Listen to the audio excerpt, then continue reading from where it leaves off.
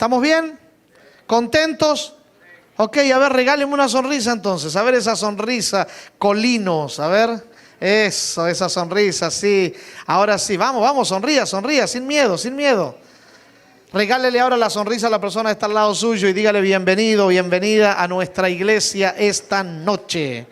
Gracias por estar con nosotros en este lugar.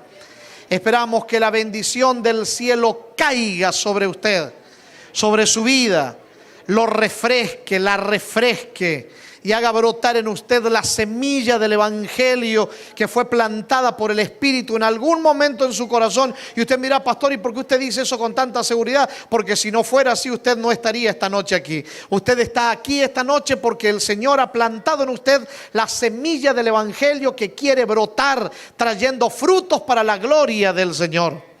Quiero invitarlo esta noche a abrir la Escritura Sagrada, la Palabra de Dios, la Santa Biblia, como usted la quiera llamar, en uno de los libros del Nuevo Testamento. En la Biblia hay libros proféticos, hay libros testimoniales, hay cartas, epístolas, hay libros históricos también. Dentro del conjunto de libros históricos, en el Antiguo Testamento hay muchos. En el Nuevo Testamento hay solo uno. Bueno, si podemos tomar los 4 evangelios como parte de la historia, serían 5 entonces. Al que yo me estoy refiriendo es aquel que no forma parte del compendio de los evangelios, que fue escrito también por uno de los que escribió un evangelio. Y estoy haciendo alusión nada más y nada menos que al libro de los Hechos de los Apóstoles. Libro de los Hechos de los Apóstoles. Y escuchó bien como dije apóstoles, no apóstoles. Hay que poner bien el acento donde va, ¿no? Para no confundir las palabras. Yo tenía un amigo que cuando explicaba, un profesor, que hablaba de cómo expresarse bien y poner los acentos donde van, y él decía, porque podemos cometer muchos errores, y hasta tenía un versito que él decía así: en la época de los apóstoles existían los bárbaros, subían a los árboles y cazaban los pájaros. Para no cometer esos errores, entonces pongamos el acento donde va.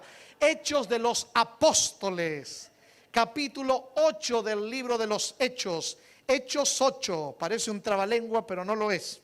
Hechos 8, Hechos de los Apóstoles. ¿Sabía que este libro de los Hechos de los Apóstoles, en un principio, en la historia de la iglesia, se lo llamaba, se lo conocía con el nombre de el libro de los Hechos del Espíritu Santo? Porque en realidad el protagonista es el Espíritu Santo que usó a los apóstoles de Cristo. Pero los apóstoles eran eso, meros instrumentos en manos del Dios Todopoderoso. La grandeza de lo que sucedió, el poder que la iglesia tuvo en aquel primer siglo, se debió al poder del Espíritu Santo o a la presencia de la persona del Espíritu Santo, la tercera persona de la divinidad que se hizo protagonista en la historia del cristianismo. Capítulo 8 del libro de los Hechos del Espíritu Santo o de los Apóstoles, como usted lo quiera llamar. Versos 26 al 39. Si ya lo tiene, los que lo tengan, los que lo hayan encontrado, por favor díganme amén para saber que ya lo tiene y comenzar a leer. El pasaje bíblico dice así: después un ángel del Señor dijo a Felipe: levántate y ve hacia el sur, por el camino del desierto que va de Jerusalén a Gaza. Entonces Felipe se levantó y fue, y encontró a un etíope, eunuco, encargado de todos los tesoros de Candace, reina de los etíopes. Este hombre había ido a adorar a Jerusalén y ahora volvía sentado en su carro leyendo al profeta Isaías. Y el Espíritu Santo le dijo a Felipe: llégate y júntate a ese carro. Y Felipe, corriendo hacia el hombre, oyó que leía al profeta Isaías y le preguntó: ¿entiendes lo que lees? Y el etíope eunuco respondió: ¿cómo podré entender si ninguno me lo explica? Y rogó a Felipe que subiese y se sentase con él. El pasaje de la escritura que leía era este: como oveja fue llevado al matadero, como cordero mudo ante el que lo transquila, no abrió su boca. En su humillación no se le hizo justicia, pero sus descendientes, ¿quién los contará? Porque su vida es quitada de la tierra. El eunuco entonces preguntó a Felipe: te ruego que me digas, ¿de quién dice el profeta esto? ¿De sí mismo o de otro? Entonces Felipe, empezando desde esta escritura, le anunció el evangelio de Jesús. Y mientras seguían su camino, llegaron a un lugar donde había cierta agua. Y el eunuco dijo, aquí hay agua, ¿qué impide que yo sea bautizado? Felipe le dijo, si crees de todo corazón, bien puedes. Y el etíope respondió, creo que Jesucristo es el Hijo de Dios. Y mandó a parar el carro. Y los dos, Felipe y el etíope, descendieron al agua. Y entonces Felipe lo bautizó. Y cuando subieron del agua, el Espíritu del Señor arrebató a Felipe y el eunuco no lo vio más. Sin embargo, él continuó su camino. ¿De qué manera? Gozoso. Que el Señor bendiga siempre su santa palabra. Mis amados, a partir de esta noche estaremos entrando en la recta final de lo que fue o de lo que todavía es, pero ya está casi terminando, nuestra semana de búsqueda del Señor Jesús en este lugar, de escuchar la palabra, de meditar en Él. La primera noche que nos encontramos o nos dimos cita en este lugar fue el pasado sábado en la noche. Y hablamos acerca de que todos los seres humanos, a pesar de que somos diferentes, buscamos lo mismo. En las cosas que hacemos, las hacemos porque buscamos un preciado bien que lo hemos llamado con el nombre de la felicidad. Y llegamos a la conclusión que para ser feliz no basta con querer ser feliz, tampoco basta con alcanzar un montón de objetivos lindos en la vida, porque si en el cúmulo de esos objetivos y cosas que podamos conquistar se encontrara la felicidad, hay quienes deberían ser sumamente felices, porque lo tienen todo a nivel humano. Sin embargo, la mayoría de las veces, aun cuando lo tienen todo, no son felices. Así que terminamos concluyendo que la felicidad tiene que ver con una experiencia con Dios.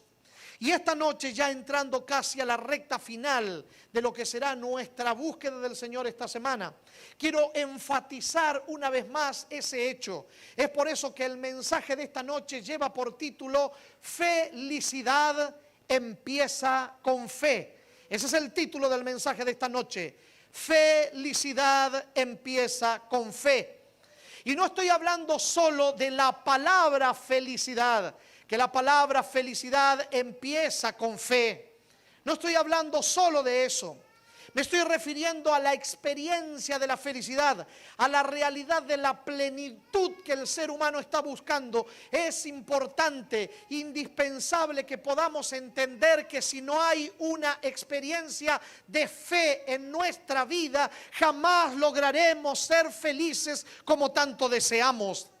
Fe es la llave que abre la puerta de la felicidad. Fe es la llave que mueve o abre las puertas del cielo para recibir las bendiciones del Todopoderoso. Fe es la clave que mueve el trono de Dios. Fe es lo que hace que la mano de Dios deposite tesoros incalculables en aquel que es capaz de creer. Porque como dijo el Señor Jesucristo, al que cree, todo le es posible, o al revés, nada le es imposible.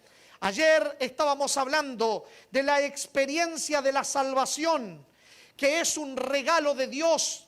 La salvación fue obrada por Dios en nuestro favor a través de Jesucristo. Y esa experiencia de salvación o ese regalo de Dios, que es la gran noticia para nuestra vida, la oportunidad de vida eterna, solamente llega a ser parte del ser humano también por una experiencia de fe.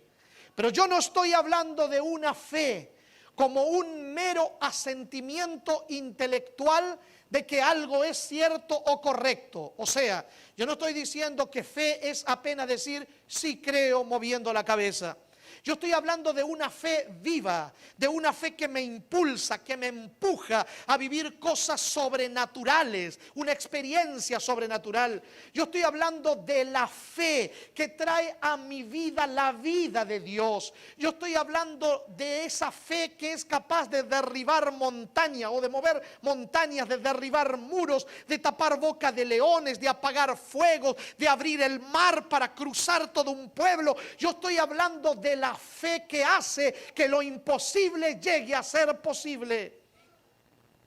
Porque, mi amigo, insisto, la felicidad que tú y yo estamos buscando solamente llega a nosotros a través de la fe. La fe. Pero tengo una mala noticia inicial para darte. Y la mala noticia inicial que tengo para darte, bueno, yo tengo que ser, ustedes saben, como los médicos. No puedo hacer una mala praxis espiritual esta noche, por lo tanto tengo que decirte las cosas como son. No te enojes conmigo, pero te voy a dar una mala noticia. La mala noticia es que de manera natural, tú y yo no tenemos esa fe que tanto necesitamos. Y entonces usted me dirá, pastor, entonces todo esto es un lindo cuento de hadas. Porque si la felicidad viene como resultado de una experiencia de fe y yo no tengo esa fe, entonces para mí la felicidad es una realidad inalcanzable, es una utopía, es algo que está muy lejos de mí. Y déjame decirte que estás totalmente en lo correcto. Porque nosotros los seres humanos, por nuestros propios medios, por nuestros propios esfuerzos, por nuestras propias realidades, jamás podríamos llegar a ser felices. Porque no tenemos esa fe que tanto necesitamos. Pero déjame decirte algo interesante, y esta es la buena noticia de esta noche. Si bien es cierto que la felicidad empieza con fe, quiero que entiendas que esa experiencia de fe de la que yo te estoy hablando puede iniciar tan solo con una decisión. Porque Dios nos dio la capacidad de escoger y de decidir qué es lo que queremos hacer con nuestra vida. De allí que el gran poeta dijera que el ser humano es el arquitecto de su propio destino. Porque cuando Dios nos creó con la capacidad de razonar para poder tomar decisiones. En otras palabras, nos creó con libertad. La libertad de poder escoger o decidir lo que queremos hacer con nuestra experiencia de vida. Y aun cuando el pecado entró y arruinó mucho de ese poder de nuestra libertad, lamentablemente para el enemigo de Dios no pudo arruinarnos tanto como para no poder tener todavía en nuestras manos ese poder de decidir qué es lo que queremos hacer, qué es lo que queremos hacer con nuestra vida. En otras palabras, mi amigo, la fe es lo que nos trae las grandes bendiciones que tanto queremos. Y esa fe puede iniciar con una decisión. La decisión de abrir mi corazón para que Cristo llegue a mi vida. La decisión de dejarme alcanzar por Dios. La decisión de depositar mi vida en las manos del Señor. La decisión de dejarme caer en sus manos de amor. La decisión de entregarme a Él, a pesar de que hayan muchas cosas que no comprenda bien. ¿Sabes por qué, mi amigo? Porque cuando tú te entregas a Dios, cuando tú abres el corazón a Dios, cuando Él llega a tu encuentro, cuando Él se posa sobre tu vida, allí comienza la fe. Porque la fe es un don que viene con Él. Él es el autor y a la vez el consumador de esa fe. Y cuando Él viene a tu vida, Él trae consigo todas las gracias que necesitamos. Alabado sea el nombre del Señor, porque significa entonces que esta noche tú puedes comenzar esa experiencia de fe. La felicidad comienza con fe y la fe comienza con una decisión, la decisión de entregarle el corazón al Señor Jesucristo. Tú puedes ser feliz si así lo decides. Díselo a la persona que está al lado tuyo. Díselo, tú puedes ser feliz si así lo decides. Díselo, díselo, díselo. Tú puedes ser feliz si así lo decides. Claro que sí. Dios te ha dado el poder de escoger y de decidir, y el hacer buen uso de ese poder que Dios te ha dado traerá a tu vida las gracias que tanto necesitas.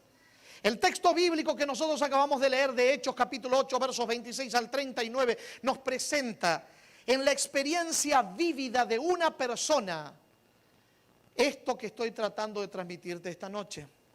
La realidad de un hombre que, aunque la Biblia no nos cuenta su nombre, sí nos dice algunas cosas importantes acerca de él. Y esas cosas importantes que nos cuenta acerca de ese hombre nos hace entender cosas interesantes que nos ayudan a comprender mejor lo relacionado al mensaje o a lo que estoy tratando de transmitirte en lo que te decía recién. Allí la Biblia nos habla de un hombre que, aunque no nos cuenta su nombre, nos dice, número 1, su procedencia. Número 2, el lugar que ocupaba en la sociedad. Y número 3, nos habla acerca de su trasfondo, sus raíces, sus primeros años de vida, como tú lo quieras llamar. Y usted me dirá, pero pastor, ¿y qué tiene eso de importante para entender relacionado al mensaje que usted estaba tratando de decirnos recién? Te voy a explicar bien por qué te digo que esto es importante. Primero, la Biblia nos habla acerca de la procedencia de este hombre. Nos dice que este hombre, que era un eunuco, procedía de una región o de un país llamado Etiopía. Si bien es cierto que la Etiopía de la que nos habla la Biblia no es la misma Etiopía que hoy en día se puede encontrar en cualquier mapa, si bien es cierto que no es la misma, la región estaba cerca de la Etiopía de hoy. ¿Y por qué te digo que es importante saber la procedencia de este hombre? Escúchame bien.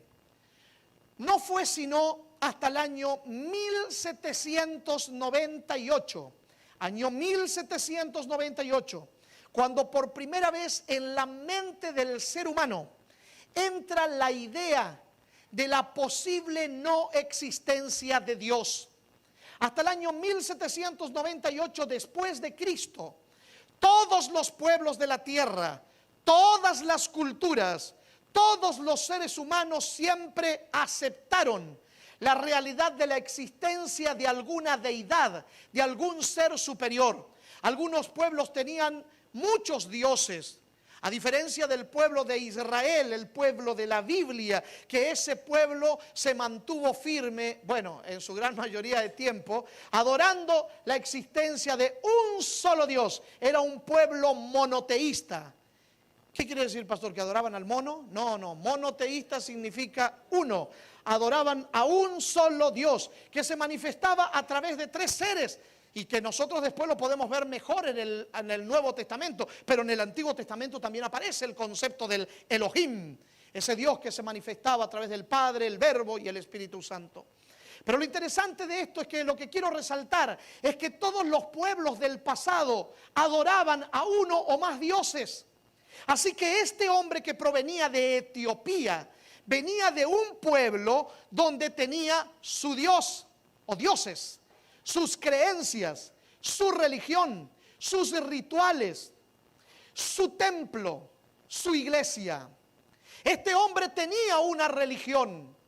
Además de eso, además de contarnos de su procedencia, para que podamos entender que este hombre tenía sus dioses, sus rituales, sus doctrinas, sus creencias, su iglesia, su templo, etc. Además de eso, la Biblia nos dice que este hombre ocupaba un lugar encumbrado dentro de su sociedad. Porque la Biblia nos cuenta, Lucas relata que este hombre era el encargado de controlar, manejar los tesoros de la reina de Etiopía. Oh, mis amados, era un cargo sumamente importante, manejar las finanzas de todo un reino. Ese hombre, seguramente por la posición encumbrada que tenía al estar tan cerca de los principales mandatarios de aquella nación, seguramente ese hombre era un hombre poderoso, porque estaba al lado del rey, de la reina, estaba al lado de los principales líderes, vendría a ser una especie del tercer poder en su reino. Era un hombre poderoso. Seguramente por la posición en la que se encontraba, al estar tan cerca de la reina, tan cerca del rey, seguramente todo el mundo lo conocía. Por lo tanto, este hombre también era un hombre famoso. Y además de eso, si era un hombre tan capaz de manejar las finanzas del reino, a las posibilidades que tenía seguramente con la gente con la que se codeaba o con la gente con la que se relacionaba, este hombre seguramente debió haber hecho buenas divisas para él. Por lo tanto, también debió haber sido un hombre rico. Estamos hablando de un hombre rico, poderoso, famoso, que tiene su religión, su Dios, sus dioses, sus creencias, sus doctrinas, su templo, sus rituales. Y además de eso, la Biblia nos cuenta acerca de el trasfondo de este hombre, las raíces de este hombre. Porque nos dice la Biblia que este hombre era un eunuco. Eunuco. Pregunto, ¿cuántos de los que están aquí no saben qué cosa es un eunuco? ¿Puedo ver las manos sinceras del que no sabe? Hay quienes no saben. A ver, levanten la mano el que sí sabe qué cosa es un eunuco. Y hay algunos que no saben si saben o no saben, porque no levantaron la mano ni para una ni para otra. Bueno, para beneficio de los indecisos, siempre los hay. Nos llegan las elecciones, hay muchos indecisos. Pero para beneficio de los que no saben y los que no saben si saben o no saben, y para repasar para aquellos que saben, déjeme decirle qué cosa es un eunuco. Habiendo menores entre nosotros, voy a tratar de ser lo más sutil posible en mi definición de un eunuco. Primero que nada, voy a decir que no existen mujeres eunucas. El concepto eunuco no es para mujeres, solo es para hombres. Así que solo existen eunucos. Por allí nos vamos encaminando. Un eunuco es un hombre que en la intimidad con una dama no puede funcionar. Ah, pastor, conozco a alguno de ellos. No se confunda. Yo no estoy hablando de hombres que sufren de impotencia sexual, como pasa muchas veces en muchos lugares a muchas personas. Yo no estoy hablando de esa impotencia sexual, no. Yo estoy hablando de que un eunuco era una persona que en algún momento de su vida tuvo que pasar por un quirófano y el nefasto bisturí hizo una obra terrible en él, convirtiéndolo en pariente de Fidel. ¿Qué Fidel, pastor? Castro. Porque le estoy hablando de una persona castrada. ¿Me entendió? ¿Me hago entender? Un eunuco era una persona que no podía funcionar en la intimidad sexual con el sexo opuesto porque ya no tenía los elementos pertinentes para funcionar en ese menester. Más fino no lo voy a poder hacer. Espero que lo haya captado. En el 100% de los casos bíblicos de eunucos, el 98% de esos casos fueron eunucos a raíz de ser esclavos, puesto que un esclavo en aquellos tiempos no se pertenecía. El esclavo era suprema posesión de aquel que lo compraba. El que compraba al esclavo hacía con el esclavo lo que se le antojara. Y el esclavo no tenía derechos ni podía quejarse con nadie. Si cuando una persona compraba a un esclavo en la plaza donde se vendían los esclavos, en la plaza de los esclavos, y quería llevarlos desde esa plaza hasta el lugar donde el esclavo iba a trabajar, agarrado de la oreja, de la lengua, de la nariz con un gancho, o dándole patadas y bofetadas hasta el lugar donde tenía que llevarlo, podía hacerlo y nadie podía decirle nada, y el esclavo no tenía sindicato donde quejarse por el maltrato de su dueño, porque un esclavo no se pertenecía. El dueño podía matar al esclavo si quería y nadie podía reclamar nada. Claro que perdía dinero porque los esclavos se vendían y eran una posesión equivalente a una, digamos, a una inversión económica. Así que cuando un príncipe, rey o persona acaudalada compraba a un esclavo, y dentro de la casa, del hogar de este hombre que compraba los esclavos, habían doncellas, señoritas, damas, mujeres, o como en aquellos casos de allí de Medio Oriente, incluso hoy todavía hay de esos casos, hombres que tenían más de una esposa, un harem. Hay hombres que me miran como diciendo, pastor, ¿y tiene la dirección de ese lugar?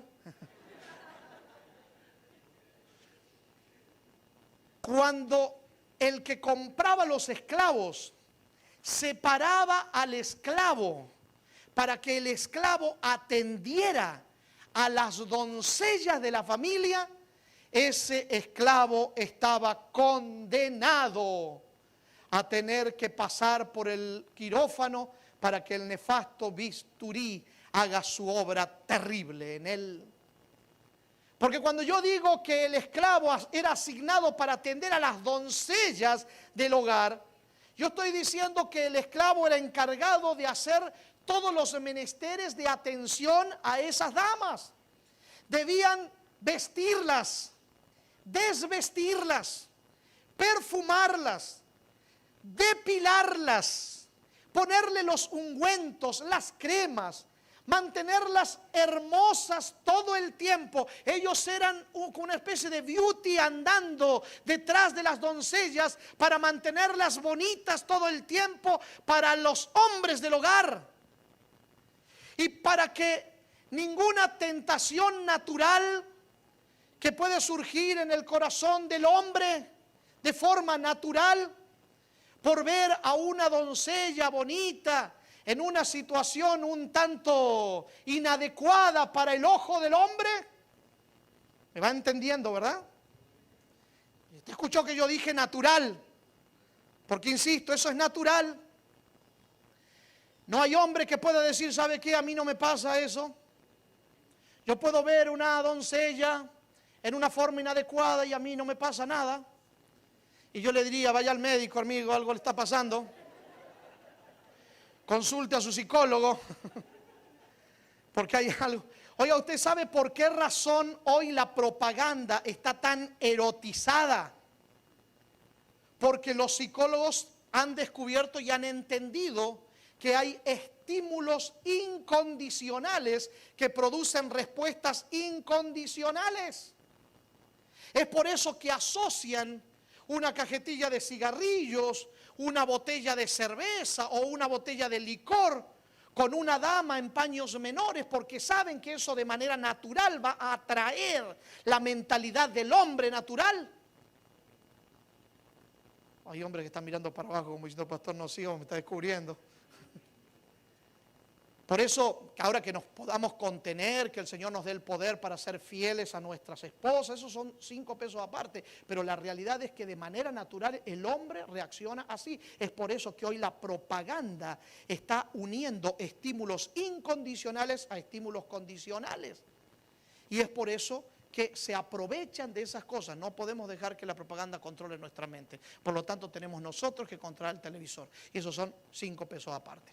Volviendo al punto.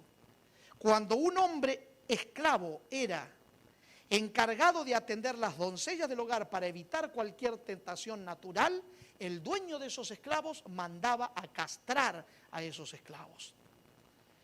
Así que esa experiencia de estar castrado hacía que el que pasaba por esa situación se ganara el nombre de eunuco. ¿Cuántos de ustedes alguna vez leyeron el libro que está en la Biblia, en el Antiguo Testamento, que lleva el nombre de una reina llamada Esther? ¿Han leído ese libro?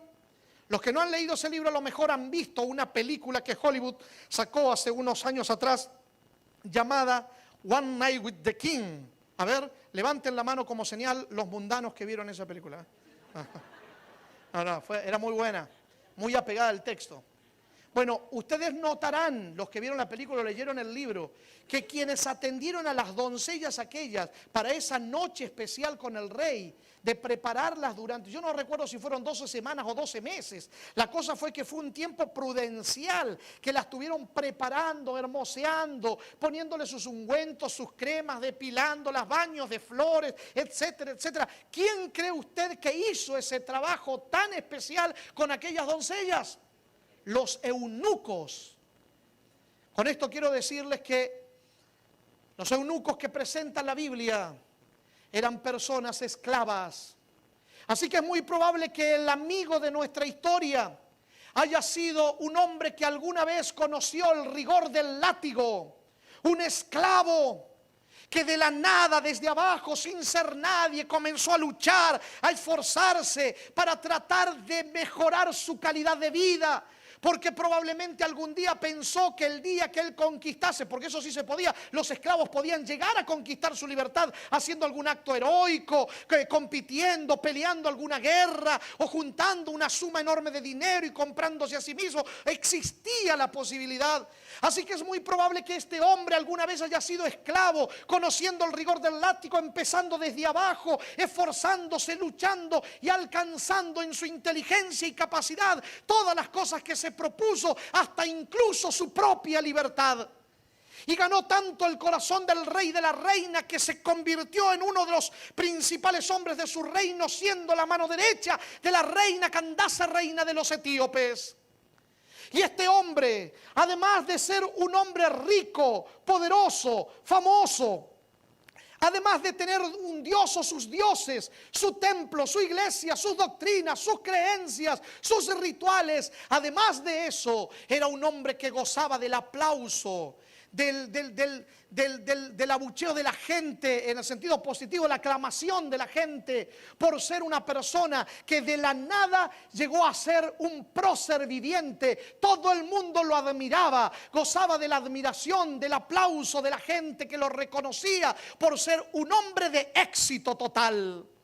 Este hombre rico, poderoso, famoso, de éxito, que tenía su Dios, que tenía sus dioses, que tenía su iglesia, sus rituales, su templo, sus doctrinas, su santuario. Un día, a pesar de que tenía todo eso y mucho más, dejó todo lo que tenía en Etiopía porque no era feliz. Y usted me dirá: pastor, ¿y por qué dice usted con tanta seguridad que este hombre no era feliz? Porque la Biblia dice que dejó todo eso en Etiopía y vino a Jerusalén. Y no vino a Jerusalén a dictar un curso de economía, ni a tomar un curso de nuevas tendencias económicas. Tampoco vino a un intercambio cultural. La Biblia es clara, Lucas enfático cuando dice que este hombre vino a Jerusalén para adorar, vino a buscar al Dios invisible, al único que podía llenar el vacío del corazón que ese hombre tenía. Él era un hombre de lucha, de esfuerzo, de conquista, de éxito, por eso había alcanzado todo, pero a pesar de todo lo que tenía no era feliz. Y ahora estaba resuelto, totalmente se había propuesto en el corazón la realidad de encontrarse con ese Dios invisible, con ese Dios que hace que el ser humano trascienda más allá de sus límites humanos, con ese Dios que lleva al ser humano a vivir una experiencia sobrenatural, con ese Dios sobrenatural, con ese Dios que es capaz de abrir el mar, con ese Dios que es capaz de hacer las cosas que ningún ser humano a veces ni siquiera ha imaginado. Ese hombre quiso encontrarse con ese Dios, pero llegó a Jerusalén en un momento difícil de Jerusalén. Jerusalén había sido el escenario de lo que anoche estudiamos o hablamos, de la pasión de Cristo, del sacrificio de Jesús. Ya habían pasado 3 años y medio de aquello. Jerusalén había sido testigo incluso de la muerte del primer mártir cristiano llamado Esteban. Los discípulos de Cristo se habían tenido que ir de Jerusalén. Nadie quería saber de Cristo en Jerusalén. Por eso Jerusalén no tenía nada que ofrecer. Aquel hombre llegó a Jerusalén y lo único que vio fue rituales, muertos sin vida, expresiones externas meramente de culto, pero no tenían esencia. ¡Qué triste! Un pueblo que durante más de 1000 años estuvo esperando la venida del Mesías, preocupados en la periferia de la religión, se olvidaron de la esencia. Preocupados en el qué, el cómo, el cuándo y el dónde, se olvidaron del quién. Y cuando el quién apareció, no lo reconocieron. Mirando solamente las cosas meramente externas, se olvidaron de lo esencial y no entendieron que Dios no mira lo que el hombre mira, que Dios mira lo que está en el corazón. Estos hombres simplemente se acostumbraron a vivir una experiencia externa de culto y religión, Cuando para Dios lo más importante no es lo que está pasando fuera, sino lo que está pasando dentro, porque Dios sabe que lo que el hombre necesita no es una reforma externa de conducta, no es simplemente aprender hábitos nuevos nada más. Lo que el ser humano necesita es una transformación que debe comenzar adentro, en el corazón. Por eso estos hombres, cuando la esencia, el Mesías prometido apareció, no lo conocieron. Y qué triste que es cuando eso vuelve a repetirse muchas veces en religiosos que apenas miran la religión externamente y se olvidan de la esencia, de lo principal. ¿Tú crees que para Dios lo principal es este templo tan bonito? Si le queremos llamar templo, porque tampoco es un templo esto. Templo era el que había en Jerusalén, y después que se destruyó no hubo más templo en toda la tierra, porque era un símbolo de Jesús, y Jesús hay uno solo, no hay muchos. Hay un solo Cristo, y ese Cristo está en el cielo, donde está el verdadero templo y santuario de Dios. ¿Me hago entender? Así que este lugar es un lugar de reunión. Ahora, ¿tú crees que este lugar de reunión es más importante para Dios? ¿Es lo más importante para Dios? Los bancos, el micrófono, el púlpito. ¿Tú crees que eso es lo más importante para Dios? Oh, mi amigo, muchas veces me asombra cuando veo expresiones religiosas como la de los hombres de antaño, de aquel pueblo tremendo que no pudieron ver la esencia en Cristo cuando Él apareció. Gente que se preocupa, gente religiosa, que se preocupa solamente por lo externo, por las formas, por las maneras, y se olvidan de lo principal. ¿Qué cosa es lo principal para Dios? ¿Qué cosa? Las personas. Tú eres lo principal para Dios. Díselo al que está al lado tuyo. Tú eres lo principal para el Señor. Díselo, díselo. Qué lindo que se lo digas. Claro que sí. Si tú no estuvieras aquí, esto no tiene sentido, mi amigo. Si tú no estás aquí, esto no tiene razón de ser. Esto es piedra que algún día se desvanecerá. Esto es materia que tarde o temprano se fundirá. Aquí el importante eres tú. Mira lo que te voy a decir con temor a que se me asuste algún religioso. Para Jesús, tú eres más importante que la ley misma. Pastor, tengo la piedra en la mano. Bueno, si está libre de pecado, arrójela nomás. ¿Me hago entender? Tú eres más importante para Dios que cualquier cosa, porque por ti lo arriesgó todo, todo, hasta perder su conexión eterna con el Padre. Jesús arriesgó hasta eso para poder salvarte. Imagínate si eres tú lo más importante para Dios o no. Y a veces veo cada cosa en algunos lugares que me asombra. En algunos lugares tienen problema de mover un púlpito porque piensan que Dios se va a ofender, como si el púlpito fuera más importante que la gente. Ofenden a la gente que mueve el púlpito, pero piensan que Dios se va a ofender porque el púlpito se movió. Qué cosa increíble, como pasaba en aquel tiempo. Eso me asombra el corazón. Nunca te olvides, mi amigo, que para Dios lo más importante son las personas. Grábalo en tu corazón a fuego, porque Él lo tiene grabado allí adentro. Y dentro de todas las personas que pueden haber, los corderitos son tan importantes para Jesús. Y cuando digo los corderitos, no estoy pensando en el lamb que tú sueñas tener sobre un plato en un restaurante. No estoy hablando de eso, estoy hablando de los más pequeños.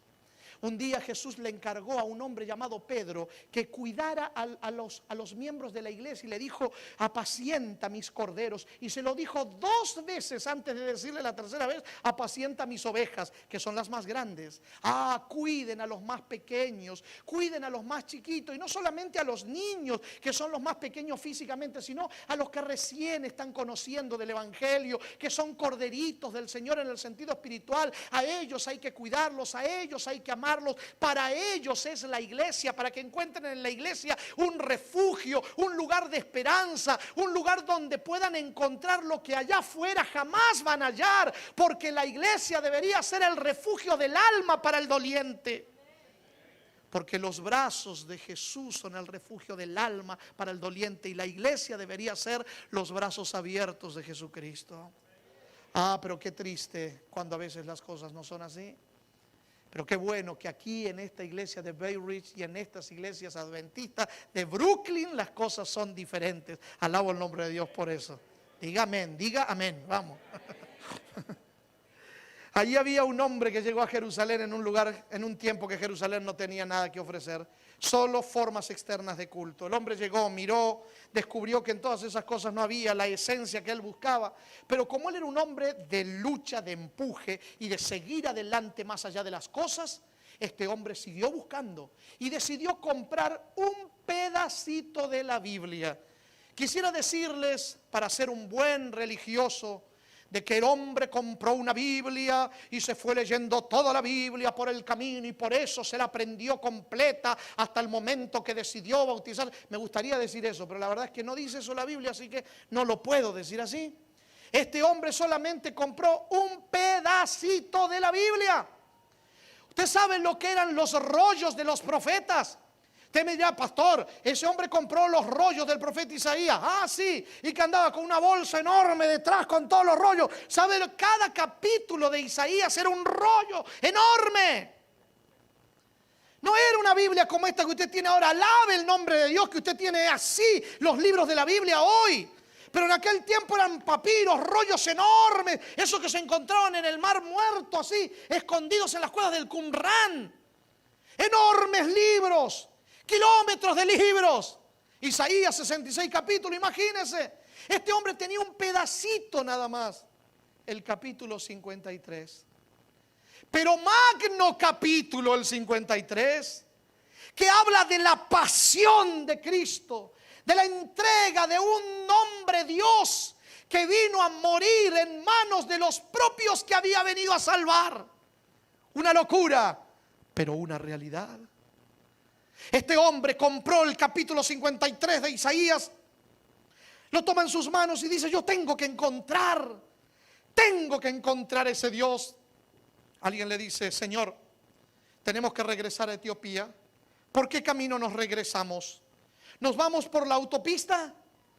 Y él dice, no, porque hay que pagar muchos toles. No, la autopista no, vamos a llegar muy rápido. Yo necesito el camino más largo porque quiero seguir buscando. Y se fue por el camino vecinal, el camino viejo, el camino que descendía de Jerusalén a Gaza, el camino desértico, por el camino que nadie andaba ya por allí. Pero a él no le importaba. A él solo le importaba tener tiempo para seguir buscando porque se resistía a la idea de volverse a Etiopía de la misma manera como había llegado. Mis amados, qué tremenda decisión la de este hombre. Por eso era un hombre de tanto éxito. Los hombres y las mujeres de éxito, ¿sabes cuáles son o cómo se definen? Se definen como personas que nos dejan pasar las oportunidades que la vida les presenta. Esos son los hombres y mujeres de éxito, los que aprovechan las oportunidades. Y este hombre quería encontrarse con Dios y no iba a desaprovechar la oportunidad más grande de su vida, porque no hay tesoro más preciado, no hay oportunidad más grande, no hay situación más tremenda que la posibilidad u oportunidad de encontrarnos con el Dios Todopoderoso. Por eso este hombre estaba resuelto a encontrarse con Dios. Ahora te voy a decir más.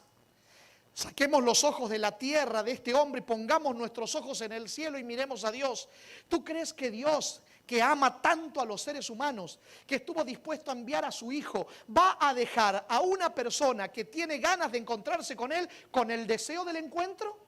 ¿Tú crees que Dios va a hacer eso? No, Dios va a mover cielo y tierra y va a hacer lo que nadie se atrevería a hacer, pero va a hacer que ese corazón que desea encontrarse con Él se encuentre con Él. Alabado sea su nombre. Por eso tengo buenas noticias para ti. Si esta noche quieres encontrarte con el Señor, Él va a hacer lo que sea para que te encuentres con Él. Él va a descender aquí, su espíritu va a llegar, su poder se va a cernir y se va a sentir, se va a cernir sobre ti y va a tocar tu vida, te va a estremecer y te va a hacer darte cuenta que es necesario que comiences la experiencia que tanto anhelas.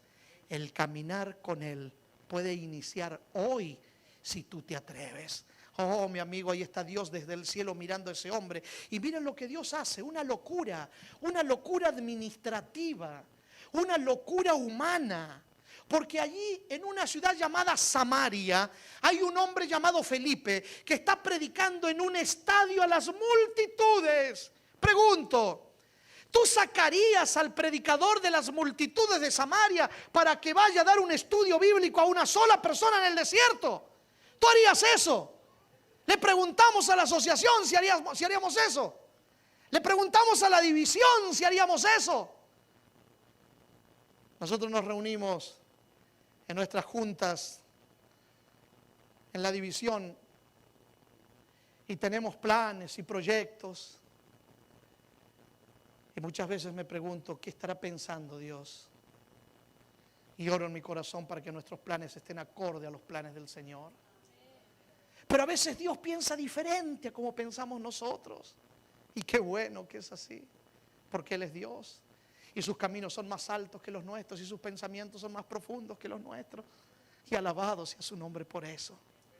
Pero ahí está Dios diciéndole a Felipe, un diácono que se ha convertido en un evangelista: Felipe, ven, ahora vas a ir por el camino que desciende de Jerusalén a Gaza, el cual es desierto, y allí se te dará instrucciones de lo que tienes que hacer. Felipe, en vez de cuestionar, en vez de ponerse a alegar, pero Señor, mira aquí las multitudes, ¿cómo voy a dejar las multitudes de Samaria para irme allí a un lugar incierto, sin saber a quién me voy a encontrar, quién sabe para qué? No, porque el siervo de Dios no cuestiona.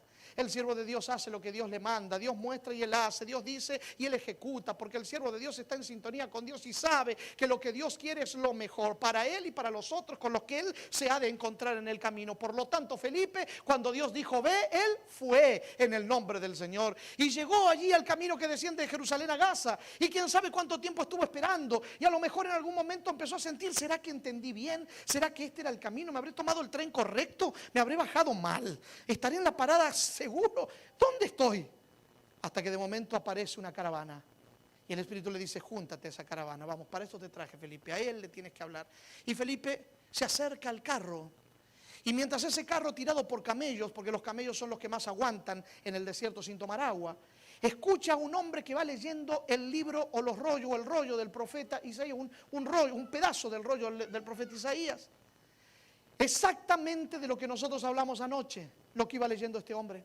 Y mientras está leyendo, Felipe pregunta, cortésmente, mi amigo, I have a question for you. ¿Tú entiendes lo que estás leyendo? Óigame, qué respuesta la del amigo etíope. Cualquiera de nosotros hubiera dicho, oh amigo, disculpan, pero la verdad es que no entiendo muy bien. Sería una respuesta más cortés, ¿verdad? Pero este hombre responde con otra pregunta y parece hasta media malcriada. Porque le dice, ¿y cómo podré entender si no hay nadie que me explique? Y Felipe, ¿cómo podré entender? Estaba medio molesto ya. Lo miró a Felipe como diciendo, ¿tú me ves a mi cara de hebreo? ¿Tú crees que yo puedo entender con claridad? ¿Quién puede? ¿Alguna vez te has sentado a leer la Biblia tú solo? Y dices, oh, my goodness. Esto es chino. ¿Quién ha creído nuestro anuncio? Dice el Señor. Felipe lo mira a este hombre como diciendo, bueno, el Señor ha puesto gracia sobre mí. Porque solamente aquel que tiene el Espíritu de Dios puede entender la Escritura, debido a que la Escritura fue inspirada por Dios. Y es útil para enseñar, para redarguir, para instruir, para corregir en justicia, a fin de que el hombre que es instruido por ella sea enteramente preparado para buena obra, y más que para eso, para alcanzar salvación. Y Felipe, que había sido instruido por los discípulos de Cristo, los que estuvieron directamente con él, siente el deseo de querer estar allí, pero ese hombre solamente le dice, ¿cómo entenderé si nadie me explica? Así que con sus ojos es como que le dice, yo te puedo explicar. Y el hombre le dice, bueno, mira, yo te veo muy entusiasmado, así que te parece, si te subes al carro conmigo, te sientas aquí, tú tienes cara de saber, y explícame por favor. Y la Biblia dice que Felipe, mi amigo, empezando desde ese capítulo 53 de Isaías, si empezó, significa que después continuó y finalmente terminó. Y le explicó, dice Lucas, el Evangelio de Jesús. ¿Qué cosa es el Evangelio? Ayer lo dijimos. ¿Qué cosa es el Evangelio? La buena noticia de salvación. Le habló de cómo Cristo vino a morir en nuestro lugar, cómo estábamos perdidos, pero Dios nos dio vida en Cristo, cómo en Cristo podemos empezar una nueva vida, cómo Cristo es la respuesta a nuestras necesidades, cómo Cristo es la puerta para entrar a la eternidad, cómo Cristo es la escalera de Jacob que puede sacarnos del hoyo y llevarnos al cielo a través de Él. Le enseñó cómo en Cristo hay perdón, cómo en Cristo hay redención, justificación, y que Cristo es el único que tiene la capacidad de llenar el vacío existencial que todos llevamos dentro, porque al fin de cuentas todo lo que nosotros necesitamos se encuentra en Él, puesto que Cristo fue todo el cielo vaciado en un solo don que tiene nombre: Jesús de Nazaret. Así que este hombre de Etiopía, mientras iba escuchando eso, se iba dando cuenta que era lo que siempre había buscado, lo que siempre había soñado, era el tesoro tan preciado que él tanto quería. Así que en un momento dado pregunta: ¿y cómo hago yo para ser parte de ese Jesús? ¿Cómo ese Jesús puede ser parte mía? ¿Cómo hago para entregarme a Él? Y la Escritura no nos dice exactamente qué fue lo que pasó, pero por el contexto intuimos, sacamos en conclusión que Felipe le contó cuál era la manera de entregarse a Cristo. ¿Cuál era la forma que Jesús había dejado a los seres humanos para que dejen de vivir en el reino de las ideas y puedan bajar a la tierra y vivir una experiencia concreta, real, del mundo real? Sí, ¿sabes por qué te digo esto? Porque hay mucha gente que vive imaginando cómo sería la vida con Dios, pero no acciona, no actúa para vivir esa vida con Dios. Me explico mejor. Cuenta la historia que en una rama estaban paradas tres ranitas sobre una rama. Dos de esas tres ranitas desearon saltar de la rama. La pregunta que tengo para ti es la siguiente: ¿cuántas ranas quedaron en la rama? 3. Why, pastor? Because las dos solo desearon, pero no saltaron.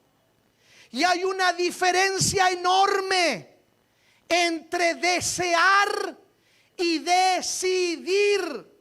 La felicidad empieza con fe, y la fe comienza con una decisión. No alcanza un deseo. Cientos, miles, millones se perderán en la eternidad sin Cristo, deseando ser cristianos, mas no decidiendo serlo. Y para que el ser humano deje de vivir en el mundo de las ideas, del ideal, de la irrealidad, Dios le pide al hombre que accione, porque la fe es acción. La fe impulsa a vivir. Por eso dijo el apóstol Santiago: la fe sin obras es muerta. La fe verdadera te empuja a obrar, a actuar. La fe que comienza con una decisión, la decisión es un acto de ejecutar algo. Y para que el ser humano salga de su reino de las ideas, Jesús les dijo a sus discípulos: vayan por todo el mundo y prediquen el evangelio a toda criatura. El que creyere y fuere bautizado será salvo. Vayan, hagan discípulos a todas las naciones, bautizándolos en el nombre del Padre, del Hijo y del Espíritu Santo. Y entonces Felipe le habló a este hombre de Etiopía acerca de la manera de entregarse a Cristo, que el Señor Jesucristo llamó nada más y nada menos con el nombre del santo bautismo. Hago un pequeño paréntesis de 5 minutos para hablar acerca del bautismo, porque hay muchas personas que tienen conceptos totalmente tergiversados con relación al bautismo. Así como hablábamos ayer de otros conceptos tergiversados de la Biblia, como santidad, justicia, piedad, etcétera. También hay personas que piensan cosas que no son con relación al bautismo. Primero, si pudiéramos responder 5 preguntas con relación al bautismo, estaríamos en la condición de poder tomar decisiones con relación a este tema. Primero, si supiéramos quién comenzó con el bautismo, qué es el bautismo, cuál es la manera correcta de bautizar, cuál es la preparación que se necesita para el bautismo y si es necesario bautizarse para salvarse. Mi amigo, la Biblia dice en Lucas capítulo número 3, versos 2 y 3, que el que comenzó con el bautismo fue un hombre llamado Juan. Y Juan no hizo las cosas porque a él se le ocurrió. No fue una invención de él, sino que dice la Escritura que vino palabra de Dios a Juan. O sea, que el bautismo no es la invención de un hombre, sino que es un mandato divino. Y entonces Juan predicaba el bautismo que tenía que ver con arrepentimiento, porque el bautismo es símbolo de arrepentimiento. Y es interesante, mi amigo, que Juan bautizaba en un lugar donde había muchas aguas y allí llegó un día Jesús. Y usted dirá, pero pastor, si el bautismo es símbolo de arrepentimiento, ¿por qué se arrepintió Jesús? ¿De qué se tenía que arrepentir? No.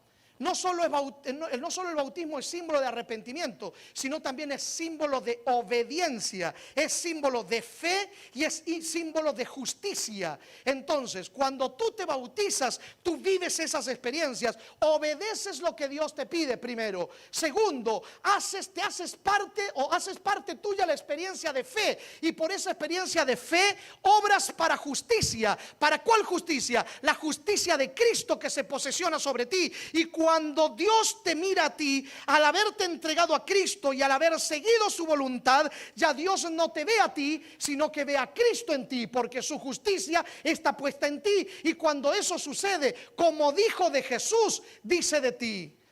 Dice la Biblia que aquel día cuando Jesús se bautizó, el cielo se abrió, el Espíritu de Dios descendía sobre él como si fuera una paloma, y la voz de Dios se escuchaba diciendo: este es mi Hijo amado en quien tengo complacencia. De la misma manera dice de ti, aunque no lo oigas con estos oídos físicos, en el universo repercute la palabra de Dios: este es mi Hijo amado en quien tengo complacencia. Y tú dirás, pero pastor, ¿cómo puede decir eso de mí? Es que ya no te ve a ti, ve a Cristo en ti, porque la justicia de Jesús te cubre, y al cubrirte la justicia de Jesús, sobre tu nombre es puesta la palabra justificado. Alabado sea el nombre del Señor. Mi amigo, el bautismo es una de las experiencias más lindas que el ser humano puede vivir. Pastor, usted está hablando del bautismo, pero explíqueme bien qué cosa es el bautismo. Pues el bautismo se menciona 80 veces en el Nuevo Testamento. La palabra de donde viene la expresión bautismo es la palabra griega baptizo, que significa remojar, sumergir, hundir, sepultar en el agua. Es por eso que Juan bautizaba en un lugar donde había muchas aguas, porque las personas deben ser sepultadas en el agua. El bautismo del que habla la Biblia es el bautismo por inmersión. Por esa razón el Señor Jesucristo se bautizó en un lugar así. Pastor, entonces explíqueme bien, ¿cuántas maneras de bautizar existen entonces según la Biblia? Mira, el apóstol Pablo dice que hay un solo Señor, una sola fe. ¿Cuántas maneras de bautizar? Una sola. Allí no está hablando de veces no, sino formas. ¿Por qué dice usted eso, pastor? Porque la gente se inventó un montón de bautismos. Hay quienes se bautizan sepultándose en tierra, en arena, quienes se bautizan en humo, quienes se bautizan en fuego y pasan desnudos entre llamas de fuego, bautizándose en fuego. Hay quienes se bautizan de muchas maneras y hay quienes se bautizan por agua. El agua es símbolo de pureza, de limpieza y a la vez del Espíritu Santo, que es el que limpia. Pero hay quienes se bautizan por aspersión, que es echar apenas algunas gotitas de agua en alguna parte del cuerpo. Sin embargo, la Biblia habla del bautismo por inmersión en agua. ¿Por qué en inmersión? ¿Por qué debe ser por inmersión?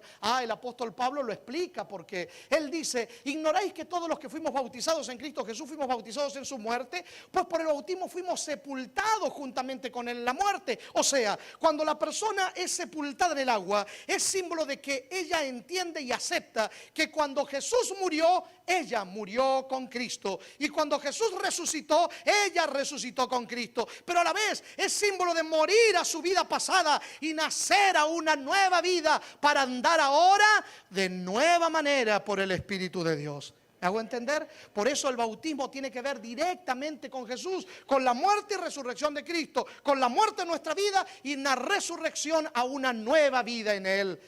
Pero pastor, dígame entonces, ¿qué dijo Jesús acerca del bautismo? Hablando una noche con un hombre llamado Nicodemo, en el contexto del pasaje que leímos ayer de Juan 3:16. Antes de eso, Jesús le dijo a Nicodemo: el que no nace de nuevo no puede ver el reino de Dios. Y antes que cualquiera vaya a pensar que Jesús está hablando de un nacimiento físico, Jesús dijo: el que no nace del agua y de qué más, y del Espíritu no puede ver el reino de Dios. Nacer del Espíritu significa recibirlo en el corazón. Es una experiencia interior, externa, pero una experiencia externa que se manifiesta lo que hay en el corazón es la experiencia de ser nacido del agua. Ah, sí, porque con el corazón se cree para justicia, pero con la boca se confiesa para salvación. Es palabra de Dios. Así que, mis amados, el Señor Jesucristo comparó el bautismo con el nuevo nacimiento. Miren, hay personas que me dicen así: pastor, yo no me puedo bautizar porque no estoy preparado. Y yo te pregunto, ¿y ya sabes cuál es la preparación de la que la Biblia habla? Ahora les voy a hacer una pregunta a ustedes y quiero que me respondan con total sinceridad. ¿Cuántos de ustedes alguna vez han visto a un niño caminar sin antes haber nacido? Levante la mano. ¿No ha visto a un niño caminar sin antes haber nacido? ¿Hablar sin antes haber nacido? ¿Jugar sin antes haber nacido? No. ¿Por qué no? Porque para caminar, jugar, andar, primero tienen que nacer. Hay personas que dicen: pastor, yo no me bautizo porque no estoy preparado. Y yo pregunto: ¿y qué cosa es tu preparación? Y hasta que yo no sepa que yo voy a obedecer realmente al Señor, hasta que yo no tenga la seguridad de que yo voy a ser fiel a Dios porque yo no quiero fallar. Y está todo muy bien. Pero ¿sabes qué es lo que estás tratando de hacer? Estás tratando de vivir en el reino de Dios sin antes haber nacido. Imagínate que el niño que está en el vientre de la madre le mande a su madre algún text message vía cordón umbilical y le diga a su mamá: mamá, yo no nazco hasta que tú me des la seguridad de que todo va a estar bien. Yo no nazco hasta que tú me asegures que nunca voy a llorar, que nunca me voy a equivocar, que nunca voy a fallar. Yo no nazco hasta que tú me asegures que voy a ser guapo como el pastor Chazarreta. Yo no nazco. Ustedes saben, cuando yo tenía 12, 13 años, estaba acomplejado porque creía que era feo. A los 18 ya lo acepté y hoy vivo con ello feliz. Pero, ¿ustedes creen que un niño podría tardarse cuánto tiempo hasta que le aseguremos esas cosas? El problema, ¿sabe dónde están? Es que nuestro problema está en la visión que tenemos de Dios. De alguna manera la religión organizada nos hizo creer a nosotros que Dios está esperando perfección de nosotros. Y eso no es verdad. Eso no es cierto. Toda la Biblia nos dice que Dios no espera perfección de nosotros. Porque si Dios esperara perfección de nosotros, en vano murió Jesús. Si se pudiera producir perfección en nosotros sin la intervención de Cristo en la cruz, entonces, no hubiera sido necesario que Jesús venga a morir. Pero Jesús no solamente vino a morir, sino que ahora es nuestro abogado en el cielo, porque Él sabe que aun cuando lo aceptemos a Él, en algún momento hemos de resbalar y caer. Si no me crees, ¿cuántos de los que están aquí son miembros de iglesia que sirven al Señor hace un tiempo o mucho más? A ver, levante la mano, por favor. Levante la mano los miembros de iglesia. Dígame la verdad, mi hermano, mi hermana, miembro de iglesia. Desde el día que se entregó a Cristo, usted nunca más falló, ¿verdad? Nunca más falló. Levante la mano el que nunca más falló después de haberse entregado a Cristo. Nunca más fallaste. Pastor, hay que preparar un rebautismo enorme acá porque Dios no está esperando perfección nuestra. Con esto no estoy dando licencia para que hagas lo que se te antoje. No.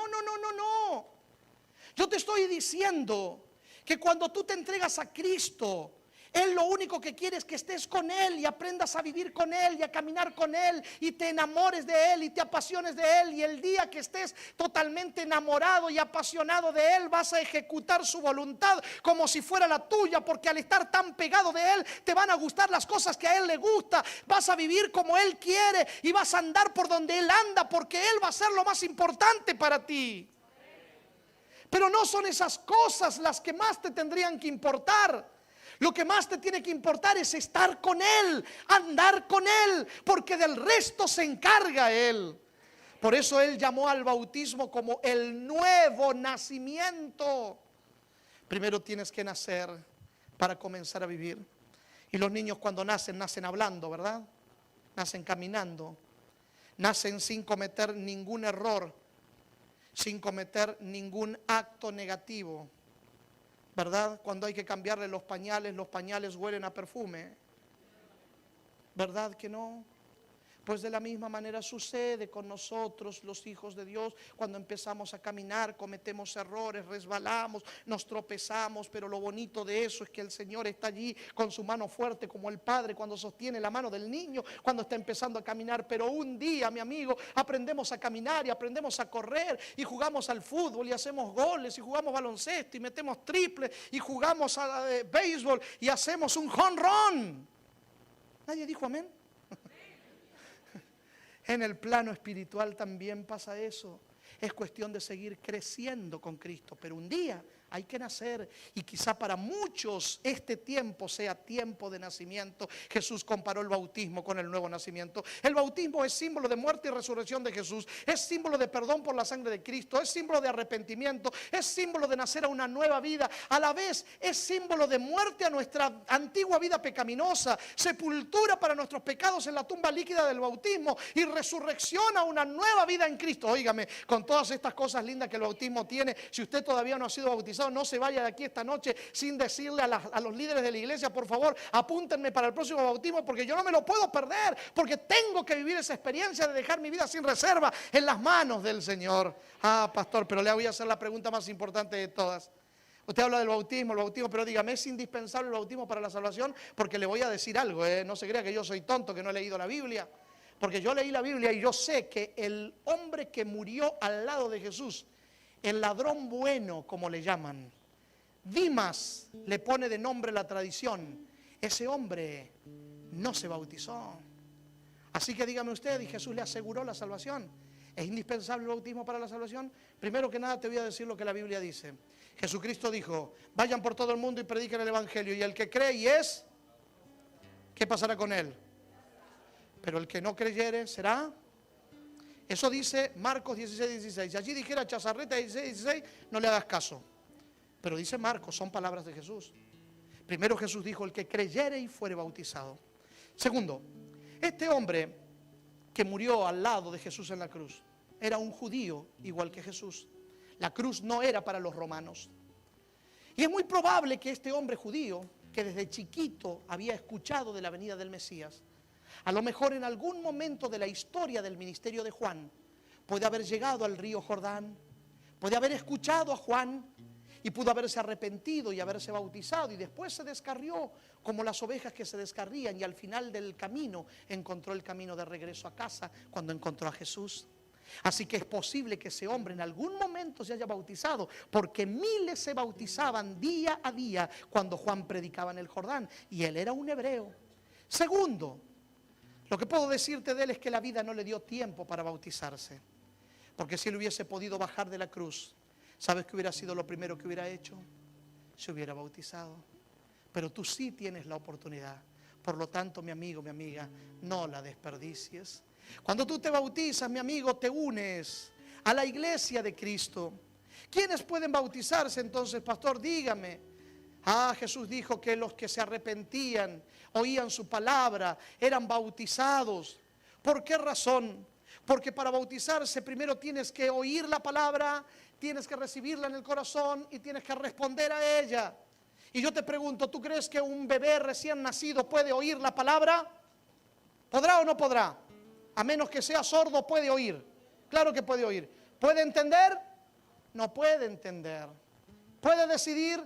No puede decidir. Por lo tanto, el bautismo es practicado en personas que ya tienen conciencia, uso de razón, que saben que necesitan un Salvador y que quieren vivir con Cristo. Pueden ser niños, pastor, pues tienen que tener edad de poder entender estas cosas. Hay niños que a los 8 años, 9 años ya tienen conciencia de estas cosas y pueden dar ese paso. Pero bebé recién nacido, no. La Biblia habla de personas de Jesús, por ejemplo, que fue presentado ante Dios en el templo como niño, pero no bautizado. Así que mi amado, mi amada, si esta noche tú me dices a mí, pastor, yo ya fui bautizado cuando fui bebé, y fuiste bautizado por inmersión, tú me dirás, no, pastor, apenas un poquito de agua en algún lado. Entonces ese no fue el bautismo bíblico. Lamento tener que decirte esto, pero ese no fue el bautismo del que habla la Biblia. Entonces tú apenas fuiste, no sé, oraron por ti, pero no fuiste bautizado. Por lo tanto, eres parte de aquellos que todavía tienen que dar ese paso de ser bautizados por el bautismo que la Biblia habla, que el Señor Jesucristo dejó estipulado, que representa la salvación que Él obró por nosotros en la cruz del Calvario. Y si tú eres parte de los que necesitan dar ese paso, yo te animo a que no dejes pasar el tiempo y puedas dar ese paso. Hay personas que dicen, pastores, que es tan importante este bautismo que cuando yo me bautizo yo estoy haciendo un pacto con Dios. Error, mi amigo. Tú no estás haciendo un pacto con Dios, porque nosotros los seres humanos no tenemos poder para sostener ningún pacto si fallamos a cada rato. Lo que tú estás haciendo es aceptar el pacto que Dios hace contigo. Dios hace el pacto. Dios te va a tomar, Dios te va a cuidar, Dios te va a dirigir y Dios te va a sellar para la eternidad. Mientras tú cedas a su influencia, tu vida está segura en sus manos. No tienes nada que temer. Oh, mi amigo, dice la Escritura, os daré un corazón nuevo. ¿Quién te lo va a dar? Dios te lo va a dar. Pondré un espíritu nuevo dentro de vosotros. Quitaré de vuestra carne el corazón de piedra y os daré un corazón de carne. ¿Para qué? Pondré mi espíritu dentro de vosotros, para que andéis, o haré que andéis en mis mandamientos, que guardéis mis normas y las cumpláis. Noten que es Dios el que nos lleva a hacer eso. No es que nos deja solo para que hagamos lo que podamos. No, Él nos guía, nos ha de dirigir, nos ha de cuidar, proteger, sellar, guiar, transformar y preparar, porque el que empezó la obra la ha de terminar. Gloria sea su nombre. Jesús, antes de irse, le dijo a los discípulos, y seguro Felipe le dijo a este hombre, que Jesús le dijo, id por todo el mundo y haced discípulos a todas las naciones. ¿Te gustaría ser discípulo de Jesús? Pastor, ¿cómo me hago discípulo de Cristo? Él dijo, bautizándose en el nombre del Padre, del Hijo y del Espíritu Santo. Seguramente Felipe le contó todas estas cosas a este hombre. ¿Y por qué usted cree eso, pastor? Porque la Biblia dice que en un momento dado, mientras andaban en el carruaje, llegaron a un lugar donde había agua. Y mientras llegaron a ese lugar que había agua, la Escritura dice que este hombre dijo, aquí hay agua, ¿qué impide que yo sea bautizado? ¿Cómo sabía del bautismo? Si antes nunca había leído la Biblia. Porque Felipe le contó, porque cuando le anunció el Evangelio, le habló de que el Evangelio no se concreta a menos que lo aceptemos en nuestro corazón. Jesús hizo todo para salvarnos, pero no podrá salvarnos si no lo aceptamos. Necesitamos aceptarlo, y la manera de aceptarlo es respondiendo a su invitación. Respondiendo a su invitación no es simplemente con ideas, volando por el mundo de las ideas, sino con acciones concretas. Hoy me entrego a Cristo y me bautizo para la gloria de su nombre. Eso es aceptar a Jesús. Por eso este hombre que no dejaba pasar las oportunidades, porque es un hombre de éxito. Los hombres y mujeres de éxito no dejan pasar la oportunidad. El de agua en el desierto no hay agua, pero allí hay agua. Es una oportunidad de Dios. Y el hombre se da cuenta y dice, allí hay agua. ¿Qué impide? Dime Felipe, ¿qué impide? Y Felipe dijo, un momentito, tengo que mandar un mensaje de texto, tengo que mandar un email, tengo que hacer una llamadita rápido al concilio de Jerusalén a ver si aprueban tu bautismo. ¿Dijo eso? ¿Había concilio en Jerusalén? Sí que había. ¿Pero por qué no hizo eso? Porque nosotros los seres humanos no somos quienes para determinar quién puede y quién no puede entregarse a Cristo. Pretender situarnos en esa posición es querer ponernos en un lugar que Dios nunca quiso ponernos. Porque todo el juicio le corresponde a Dios. Él es el que tiene en sus manos la autoridad. Y si Dios invita, ¿quiénes somos nosotros para negar a alguien que venga a sus brazos de amor? Si a fin de cuentas, hoy que caminamos con Dios, tenemos tanta justicia como teníamos el día que nos encontró muertos en nuestros delitos y pecados. Porque si crees que hoy que caminas con Cristo eres más santo que ayer cuando estabas sin Él, te equivocas. Porque todo lo que puede haber en ti se lo debes a Él. Y si Él se retira, sigues siendo el mismo que eras cuando no lo conocías. Porque toda la gloria es para Él. Alabado sea su nombre. Mi amigo Felipe dice, bueno, mi amigo, si crees de todo corazón, si estás dispuesto a poner tu vida en armonía con el Señor, entonces puedes. Y el hombre dijo, claro que sí, creo que Jesucristo es el Hijo de Dios. Y la Biblia dice que descendieron ambos al agua. Y entonces, ¿qué hizo Felipe? Lo bautizó. Sí. ¿Y qué pasó con el hombre? Felipe se fue después de bautizarlo. Y el hombre siguió su camino, ¿de qué forma? ¿Sabes cuál es la palabra que se traduce como gozoso? O mejor dicho, ¿cómo podría traducirse esa palabra que se traduce como gozoso también? Se podría traducir como feliz. ¿Por qué dice eso Lucas? Que ahora siguió su camino feliz. Porque antes no lo era. La diferencia estuvo cuando Jesús llegó a su vida. Felicidad, mi amigo, empieza con fe y la fe comienza con una decisión. Me invitaron a predicar a la iglesia, a la primera iglesia hispana de Battle Creek. Voy a hacer corto este testimonio. Cuando llego allí, descubrí que era una iglesia de 35 miembros nada más. Una pequeña iglesia. Y estando allí, era mes de diciembre, época cerca de Navidad. Nunca más vuelvo a Michigan en esa época. Hacía un frío, hermano, que por donde te taparas el frío entraba. Montículos de nieve. Nos quedábamos en casa de una hermana que la casa quedaba así para adentro y desde la acera donde nos dejaban en los carros, del carro, hasta entrar a la casa teníamos que ir así, mira, caminando por la nieve porque enorme era y se tapaba todo el camino, no había forma. Había que apalear la nieve para poder salir de la casa. Como consecuencia del frío que hacía y las condiciones en las que estaba la carretera y lo demás, poca gente llegaba noche a noche a los encuentros espirituales que teníamos. 17, 18, 20 personas de los 35 que eran.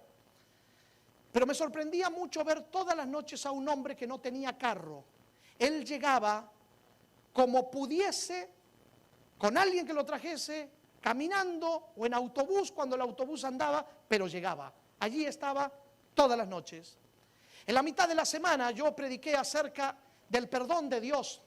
Y cuando terminamos, invitamos a todos a ponernos de rodillas y tener una oración de consagración. Y yo debo confesar que mientras estábamos orando, yo empecé a escuchar llantos, pero llantos con gemidos, con dolor.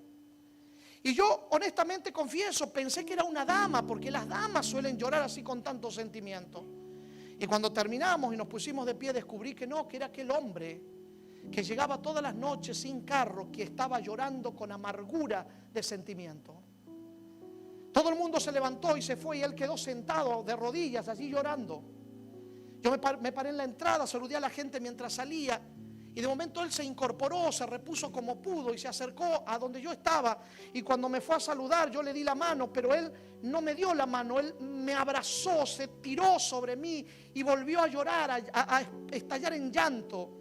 Y mientras lloraba y temblaba entre sollozos me decía: yo sé que mi Cristo me perdonó. Yo sé que mi Cristo me perdonó. Y a mí me conmovió ver a un hombre encima de la edad de él, porque era un hombre mayor, diciendo así. Cuando se incorporó lo dejé llorar y después que se incorporó me dijo: pastor, yo sé que el sábado, era miércoles, que el sábado ustedes van a tener un bautismo allí en el tabernáculo de Battle Creek, que tiene tanta historia para nuestra iglesia. Y yo le dije: sí, mi amigo, vamos a tener un bautismo allí. Y él me dice: pues yo me quiero bautizar, pastor. Y yo le dije: pues hable con el pastor de la iglesia, porque yo soy un invitado, a mí no me corresponde eso, yo estoy para predicar y para invitar, el resto háblelo con el pastor. Y él me dice: bueno, pero si el pastor lo va a llevar a usted a la casa donde se está quedando, hable usted por mí, por favor, hable con él. Está bien, mi hermano, ¿cómo no? Nos fuimos y cuando íbamos de camino hablé con el pastor Joel Barrios y le dije: pastor, el hermano tal está decidiendo bautizarse, ¿tú lo conoces? Y él me dice: hace más de 2 meses que estamos estudiando la Biblia con este hombre. Él tiene un problema en el corazón.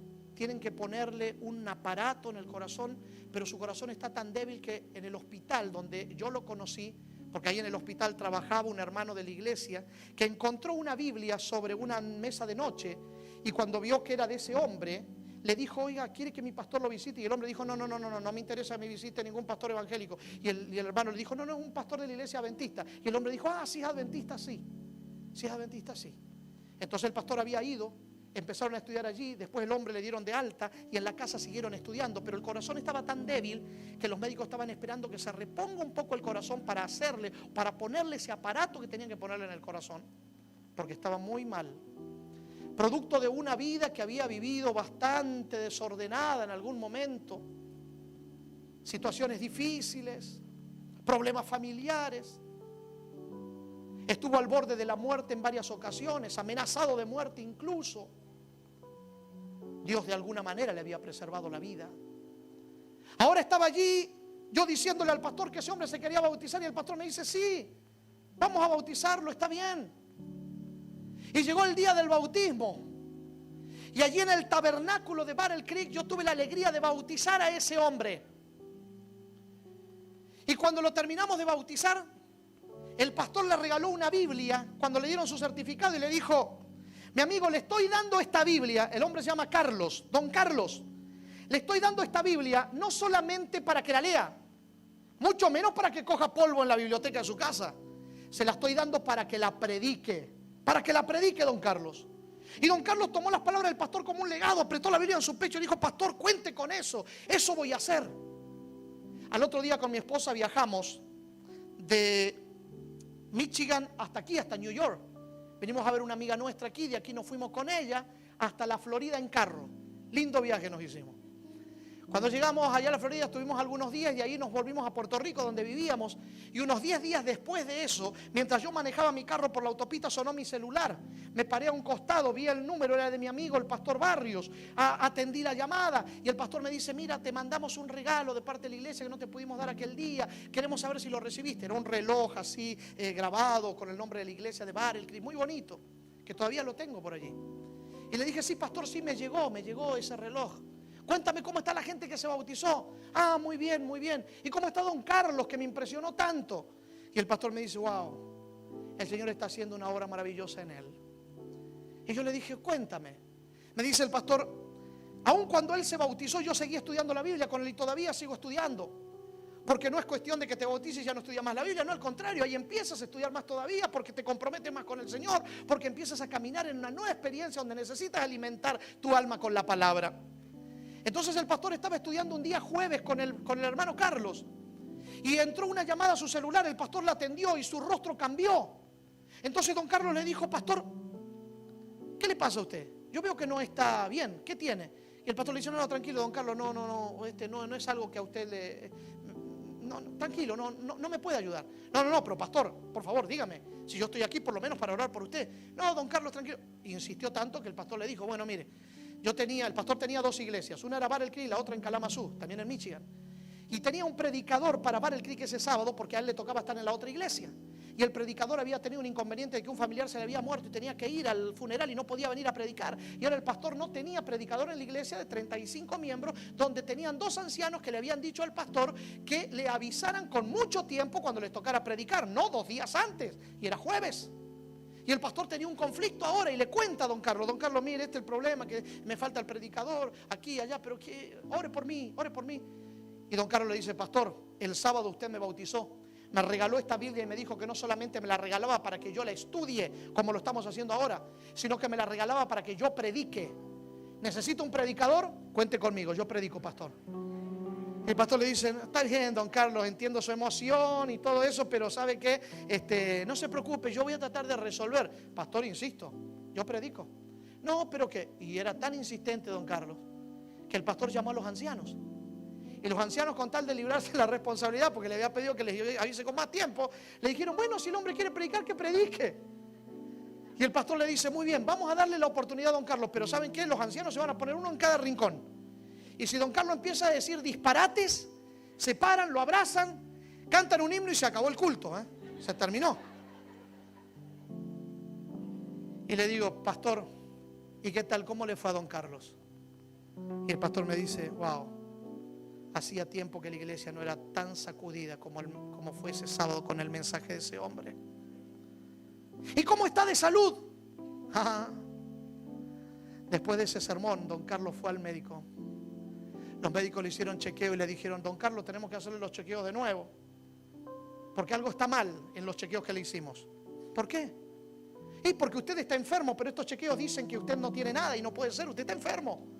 Y don Carlos le dice: sí, háganme los chequeos que ustedes quieran, pero le voy a decir lo que me pasó. Mi corazón está bien, ¿sabe por qué? Porque me entregué a Cristo y Él me dio un nuevo corazón. A los meses volví a Michigan, en verano. Llegué a la iglesia de Kalamazoo, prediqué allí, teníamos otro bautismo ahí en Battle Creek. Y cuando voy a bautizar también ahí en Battle Creek, de momento veo una gente que llegaba de Battle Creek, de aquella iglesia. No identifiqué a todos y de momento se me acerca un hombre de traje con su maletín, que se me acerca y me dice: ¿cómo le va, colega? Y yo le digo: ¿colega? Era don Carlos, lo saludo. Y me dice: estoy terminando un curso de evangelista aquí en la Universidad de Andrews y ya estoy dando mi primera campaña de evangelismo. ¿Qué tal? La experiencia de un hombre que se atrevió a salir del mundo de las ideas para entrar en la realidad de la experiencia con Dios y a vivir una experiencia de fe sobrenatural con un Dios que todo lo puede, que todo lo sabe, que todo lo ve. ¿Les gustaría conocer a don Carlos? ¿Sí? Primero déjenme presentarles al sobrino de don Carlos, porque el sobrino de don Carlos está con nosotros aquí esta noche. Yo estoy hablando del tío de nuestro hermano Pizarro, que puede dar testimonio de lo que yo estoy diciendo. Yo tuve la bendición de bautizar, mira tu tío allí, a don Carlos Pizarro en el tabernáculo de Battle Creek. Un hombre al que Dios le dio un nuevo corazón. Ah, mi amigo, qué cosa no podrá hacer Dios contigo si le das una oportunidad a Él. ¿Hasta dónde no estará dispuesto a llevarte el Señor? Y ese Señor que llamó a don Carlos esta noche te llama a ti para vivir con Él una experiencia de fe. Yo quiero terminar esta noche haciendo una invitación muy especial. Esta invitación no es para las personas que son miembros de la iglesia. Y los miembros de la iglesia les voy a pedir que en estos momentos oren al Señor, para que el Espíritu de Dios se sienta en este lugar. El grupo de alabanza va a pasar por aquí, porque ellos van a cantar el canto tema que hemos estado cantando todas estas noches. Porque ese canto tema expresa el deseo del corazón de Dios. Que vengas a sus brazos esta noche, que vengas a Él y que vengas como estás. Esta invitación que quiero hacer esta noche es para las personas que no son miembros de la iglesia, que esta noche quieren decirle al Señor aquí en este lugar: Señor, ¿sabes qué? Yo ya no quiero vivir más en el reino de las ideas y del deseo. Yo quiero hacer concreta, real mi experiencia contigo y quiero comenzar a vivir la experiencia de fe. Y esta noche decido que cuando tú me lo muestres y me lo indiques, yo me bautizo para sellar mi experiencia contigo. Si esta noche quieres decirle así a Jesús, cuando el grupo comience a cantar este canto, ven tal como estás, entonces vas a responder al llamado del Señor. ¿Cómo, pastor? Te vas a poner de pie y vas a venir aquí respondiendo activamente, porque la fe es acción. Y esta noche le dirás al Señor: Señor, anoche te acepté como Salvador y hoy te confieso, porque me voy a bautizar cuando tú me lo indiques, porque quiero vivir contigo y quiero vivir esa experiencia de fe. Cuando tú me muestres, Señor, yo me entrego a ti a través del santo bautismo. Cuando el grupo comience a cantar, te vas a poner de pie y vas a venir. Yo voy a estar orando por ti, la iglesia va a estar orando por ti y Jesús va a estar esperándote con los brazos abiertos. Deja de vivir en la idea y el deseo de lo que podría ser y comienza a experimentar un encuentro con el Señor, diciéndole a Él que sí. Te vas a poner de pie y vas a venir esta noche a los brazos del Señor.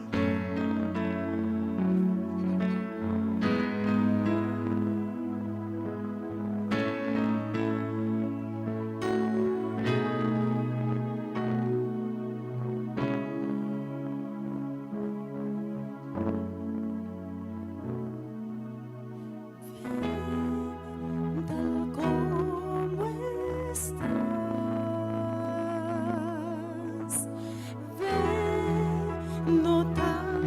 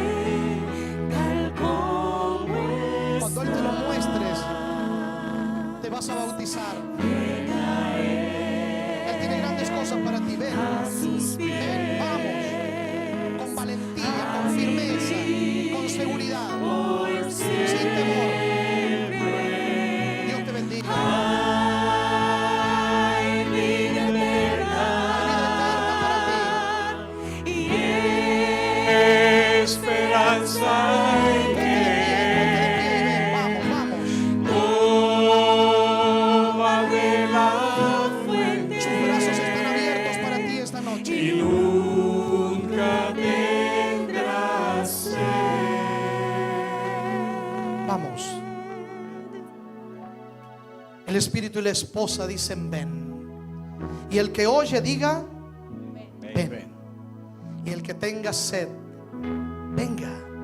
Y el que quiera tome del agua de la vida gratuitamente. Él te ofrece salvación. ¿Cómo no responder? Ven a él, a sus pies. Vamos. Todavía falta gente aquí al frente. Vamos. No te quedes lejos de la invitación. Ponte de pie y ven. Hay vida eterna y esperanza en él. Ven. Toma de la fuente y nunca tendrás sed. ¿Quién más tiene que venir? Si no te atreves a venir solo, sola, pídele a la persona que está contigo que te acompañe. Y si tú eres un hermano de iglesia que conoces a alguien que está aquí que debería tomar esta decisión, díselo, invítalo, dile yo te acompaño. Pero tienes que ir, dale una oportunidad a Dios. Conviértete en el Felipe de este siglo, trayendo a alguien a los pies de Cristo. Invita a la persona que está a tu lado si sabes que necesita entregarse a Jesús. Tienes que venir esta noche. No pierdas la oportunidad que el cielo te da. La definición de una persona de éxito. Una persona exitosa es aquella que no pierde las oportunidades que la vida le da. Sé una persona exitosa esta noche. Aprovecha la oportunidad que el cielo te ofrece.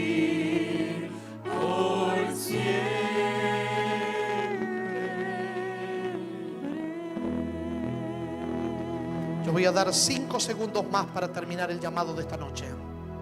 Amén. 4 segundos. 3 segundos.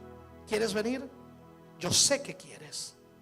Puedo asegurarte que Dios está llamándote allá adentro. Es más, puedo decirte lo que te está pasando. Tu corazón está latiendo con más fuerza de lo acostumbrado. ¿Sabes por qué? Porque Jesús está golpeando allá adentro. Lo tremendo de la puerta de tu corazón es que solamente se abre por dentro. Solo tú puedes abrirla, nadie más. Pero si abres, Él entra. Y si Él entra, cosas extraordinarias pasan. Entonces déjalo entrar. 3 segundos para terminar el llamado de esta noche. 2 segundos. Ponte de pie, vamos. Ponte de pie, ven. 1 segundo más. 1 segundo. Este será el último llamado de esta noche. Ponte de pie y ven. Dios te bendiga. ¿Quién más tiene que venir? ¿Quién más? ¿Habrá una persona más esta noche? ¿Una más? Yo sé que sí. Yo siento en mi corazón que aquí hay más gente. Yo quisiera terminar mi invitación ahora, pero siento que Dios me dice, espera un poquito más. Porque aquí hay alguien a quien Dios quiere tocar. Aquí hay una vida que Dios quiere enderezar. Aquí hay un corazón que Dios quiere sanar. Aquí hay una experiencia que Dios quiere sellar. ¿Quién es? Yo no sé quién es. Si yo supiera, me bajaría de aquí e iría a buscar directamente a esa persona. Yo no sé quién es, pero tú sí sabes quién es. Porque tú sabes que eres tú. Dios te está llamando. Dios te está invitando. Entonces no te quedes lejos de la invitación. ¿Quieres venir? Ponte de pie, vamos. No tengas miedo. Dios te bendiga, mi amiga. Dios te bendiga. Dios te bendiga. ¿Quién más tiene que venir? No te resistas a la invitación.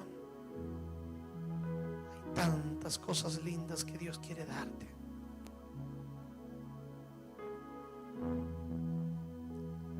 Vamos a ponernos de pie, iglesia, nos ponemos de pie.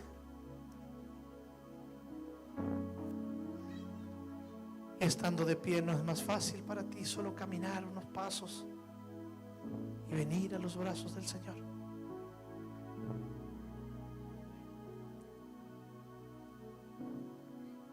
Dios me la bendiga, mi hermana. Amén. Dios me la bendiga.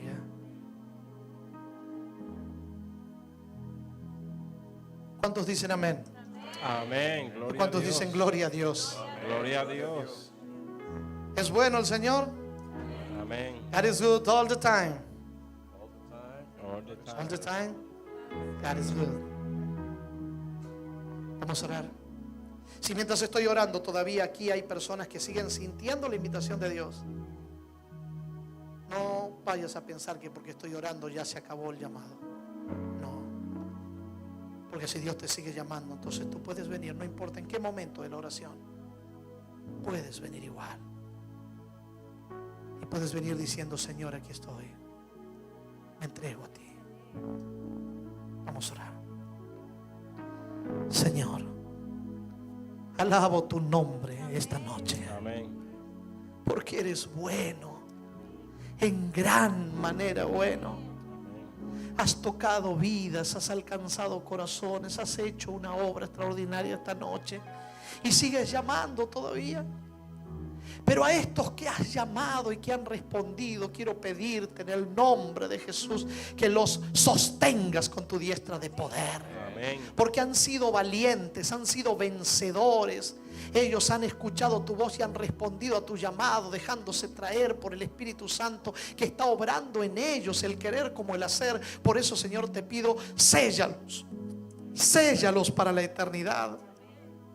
Comienza a inscribir sus nombres en el libro de la vida. Que a partir de hoy empiece una nueva etapa en la vida de ellos. Amén.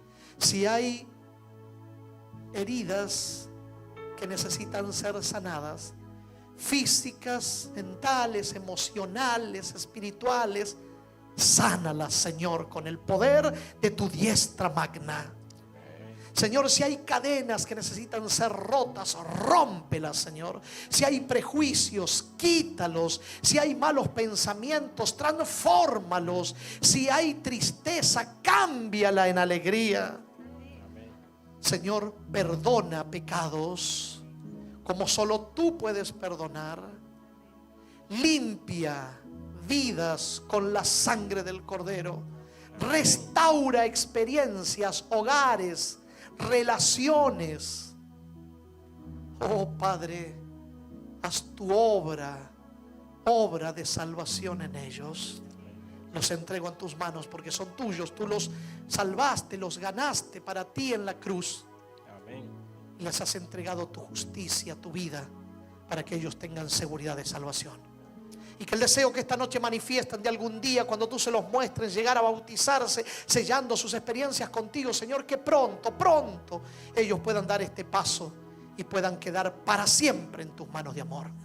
Los entrego una vez más en tus manos. Te agradezco todo lo que haces, lo que hiciste y lo que harás en ellos y en nosotros, en el nombre de Jesús. Amén y amén, Señor. Amén.